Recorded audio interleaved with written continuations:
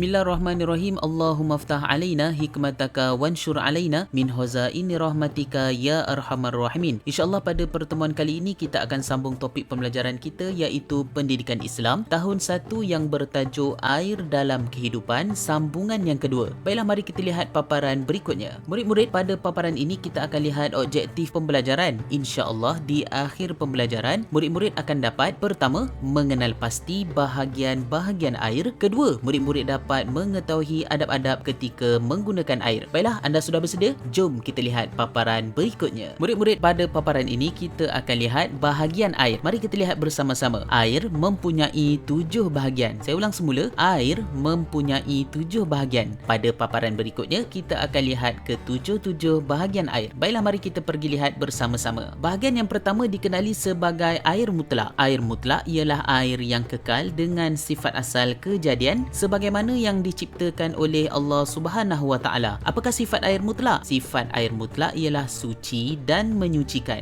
Bahagian berikutnya dikenali sebagai air musyammas. Apakah itu air musyammas? Air musyammas ialah air dalam bekas yang boleh berkarat dan terdedah di bawah matahari yang sangat terik di negara yang bercuaca panas. Makruh jika digunakan pada tubuh badan. Sifat air musyammas ialah suci dan menyucikan. Bahagian berikutnya dikenali sebagai air mustakmal. Apakah air mustakmal? Air mustakmal ialah air yang telah digunakan untuk berwuduk dan mandi wajib. Air itu pula tidak lebih dari 2 kolah serta tidak berubah pada bau, warna dan rasa. Sebagai contoh, lihat pada gambar, terdapat anak panah yang menunjukkan titisan air yang jatuh. Jadi, titisan air yang jatuh itu dikenali sebagai air mustakmal. Sifat air mustakmal ialah suci tetapi tidak menyucikan. Bahagian yang berikutnya ialah air muqayyad. Apakah itu air muqayyad? Air muqayyad ialah air yang berubah warna, bau atau rasa. Ia juga mengubah nama air seperti air kopi atau air sabun. Sifat air muqayyad ialah suci tetapi tidak menyucikan. Bahagian berikutnya dikenali sebagai air mutanajis. Apakah itu air mutanajis? Air mutanajis terdapat 2 bentuk. Bentuk yang pertama ialah air lebih 2 kolah dimasuki najis di dalamnya walaupun tidak ubah sifat air. Jadi ianya dikenali sebagai air mutanajis. Kedua, air yang tidak lebih 2 kolah dimasuki najis di dalamnya dan merubah sifat air dan ianya juga dikenali sebagai air mutanajis. Sifat air mutanajis ialah tidak suci dan tidak menyucikan. Baiklah murid-murid, pada paparan ini kita akan lihat adab-adab menggunakan air. Sebagai orang Islam yang beriman dengan Allah Subhanahu wa taala, kita hendaklah sentiasa pertama, menutup air setelah digunakan. Air paip yang telah digunakan mestilah ditutup supaya kita dapat mengelakkan pembaziran air. Kedua, menggunakan air mengikut keperluan. Jika kita menggunakan air, digalakkan supaya air yang dipakai tidak terlalu banyak sesuai mengikut kegunaan sahaja. Ketiga dan terakhir, tidak membuang sampah ke dalam laut dan sungai kerana pencemaran akan berlaku jika kita tidak menjaga kebersihan alam sekitar. Alhamdulillah, itu dia tadi pembelajaran yang telah kita belajar pada hari ini. Mudah-mudahan anda semua dapat beramal dengan apa yang telah dipelajari. Sekiranya anda terdapat ketidakfahaman di dalam pembelajaran ini, anda diminta untuk mengulangi video ini supaya anda mendapat kefahaman yang sama. Sekiranya anda masih tidak faham juga, sila rujuk kepada guru pendidikan Islam di sekolah masing-masing. InsyaAllah anda akan mendapat penjelasan yang lebih lanjut. Baiklah, itu saja daripada saya. Sebelum saya mengundurkan diri, jangan lupa tekan butang subscribe di bawah sebagai tanda sokongan anda pada channel ini. Okey, itu saja daripada saya, Abu Channel. Wabillahi taufiq wal hidayah. Assalamualaikum warahmatullahi taala wabarakatuh.